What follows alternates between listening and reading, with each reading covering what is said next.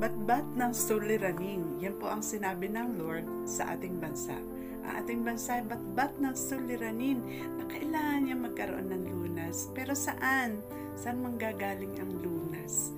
Ayan, ipanalangin daw natin na ating presidente na talagang sa Diyos kumuha ng kaalaman.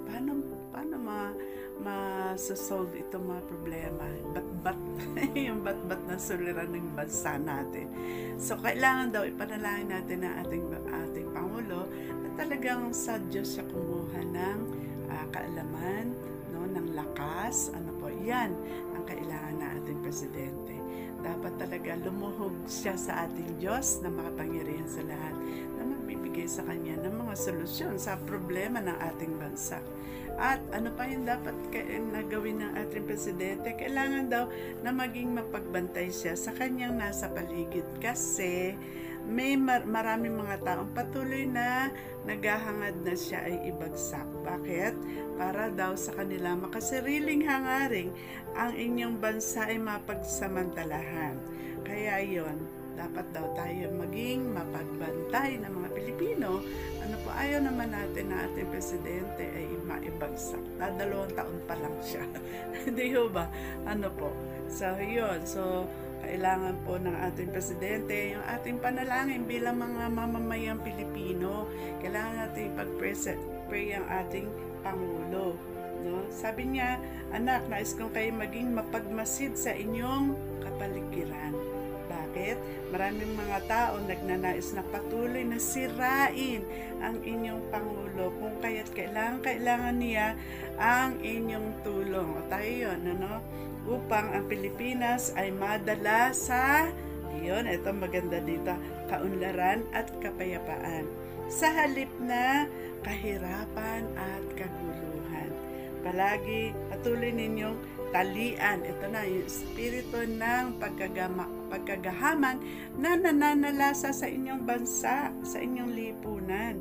Ayun, so yun po mga kababayan, gusto natin ang ating bansa ay maging maunlad at matahimik, pero kailangan ng ating Pangulo ang ating panalangin. Ayan, para naman yung ating bansang bat-bat, no? Bat-bat. Muli ko uling narinig yung word na yan sa Panginoon. Bat-bat ng suliranin ang bansa natin. Pero lahat naman ng suliranin ay merong katapat na solusyon. Pero yung solusyon, manggagaling yan sa Lord, no? Kailangan lang ipanalangin yung ating presidente na talagang siya rin ay dumulog sa Diyos at manalangin at humingi ng karunungan manggagaling sa Kanya. Ayun, isa pa yung dapat nating ipanalangin lalong umunlad yung ating bansa, ano po, bunsod ng mga ginagawa niyang paanyaya sa mga investors. Ayan po. So, ipanalangin natin hindi masabotahe ang ating ekonomiya, upang ipanalangin natin hindi masabotahe ang inyong ekonomiya. Sabi ng Lord, ng mga bansang nagnanais na kayo ay sakupin, katulad ng, sige, dugtungan nyo, ng China. Ano po, sabi niya ganun. So, tinanong ko, Lord, paano ba kami sasabotahin? Anak, magpatuloy kayo nagmamasid sa galawang pang-ekonomiya sa inyong bansa. Patuloy ninyo ding ipanalangin ang mga taong may kinalaman sa pagnenegosyo sa inyong bansa. Ipanalangin ninyo sila ay maging tapat sa kanilang pagnenegosyo upang hindi sila masyadong magtaas ng presyo ng kanilang mga paninda. Ano po? Kasi ang ating prayer focus ngayon is economy. Siyempre malaking factor na maayos yung ating mga mangangalakal, di ba? Yung mga businessmen na maging matapat naman po sila. Ano po? Amen po doon? So, yun ang dapat natin ipanalangin para sa ating presidente, Ferdinand Marcos Jr. Ano po? Para sa ating bansa. Ano po?